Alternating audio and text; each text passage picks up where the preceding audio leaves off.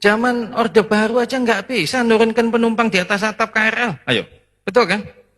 Mau Kementerian BUMN ngomong beginilah, begitulah. Mana hasilnya? Nggak ono, perhubungan juga sama. Kan nggak ada, setelah itu kan beres kan? Beres. Nah, beresnya gini, cerita nih. Waktu saya mau membersihkan itu, kalau saya tidak mengalami sendiri, itu saya nggak tahu kenapa penumpang itu mau naik di atas atap. Ada risikonya kalau jatuh, risikonya itu tidak ada opsi. Kalau jatuh itu mati pasti. Ya. Penumpang kalau naik di atas atap KRL zaman dulu itu kalau jatuh, itu saya sudah instruksi ke lapangan. Kalau jatuh segera ditolong, dimasukkan di rumah sakit terbaik, mudah-mudahan hidup. Nah kalau hidup terus kita wawancara. Nah diwawancara terus buat testimoni kan. Masukkan televisi, betul kan? Supaya orang nggak mau naik jalan. Nggak ada yang hidup, Pak. Nggak ada.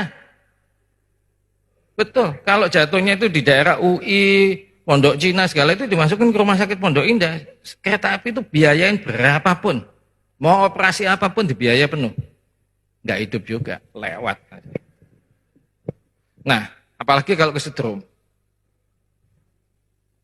Itu loh, kabel itu loh. Di rumah, dicolokan itu ampernya kan 220 ya. Ya. Betul.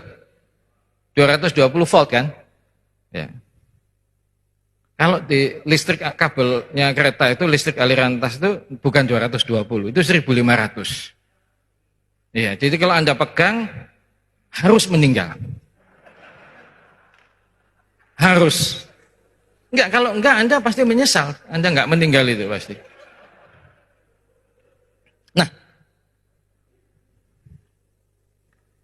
saya itu naik sendiri berkali-kali dari stasiun Bogor, dari stasiun Depok, dari stasiun Citayam, dari stasiun Rangkas itu naik sendiri rasanya itu kalau kereta tanpa AC itu gimana? Wah, enggak tahan memang. Kalau naik jam 6 pagi dari Bogor masih tahan, tapi lewat UI udah nggak tahan. Udah jam 7, jam 8 udah nggak tahan, panas sekali di dalam. Akhirnya saya bikin kebijakan, sudah gini aja, keretanya semua dibuang, ganti single service. Semua pakai AC dan tidak ada ekspres, nggak ada ekspres, semua berhenti di setiap stasiun. Loh, komuter kok ada yang ekspres, ada yang enggak. Ya, jadi ini nggak tahu pikirannya dulu gimana. Oke, semua single service pakai AC. Nah itu yang mengakibatkan penumpang sudah nggak bisa naik lagi di atas atap. Oh, di dalam dingin kok. Paling kurang bisa bernapas lah. Ya. Oh, kalau dulu nggak bisa bernapas, nggak pakai AC itu. Setengah mati, Pak. Terus saya ngalami sendiri, saya coba sendiri. Oh, makanya saya tahu. Nah, waktu merubah itu, enggak Pak Amra, saya kira mungkin waktu itu nggak tahu, mestinya terlibat kok debatnya itu dengan teman-teman di perhubungan. Itu saya ngomong, ini semua pakai AC, tidak boleh tidak pakai AC, saya hapus semua. Kalau pemerintah nggak mau harganya berubah, ya subsidinya tetap harus ada. Nah di peraturannya itu, yang disubsidi itu kereta tanpa AC.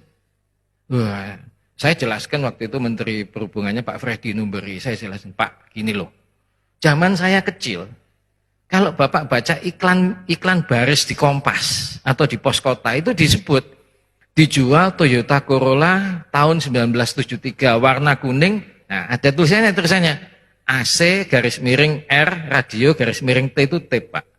Jadi karena tidak, betul kan? Karena tidak semua kendaraan itu pakai AC. Zaman sekarang itu Avanza juga nggak ditulis juga pasti tahu pakai AC. Nggak bisa peraturannya.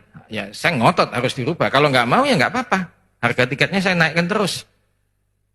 Jadi 8.000, 7.500 ya. Akhirnya oke, diterima. Nah, tapi tetap harga tiketnya 5.000. Dulu nggak pakai AC itu harganya 2.000. Coba bayangin.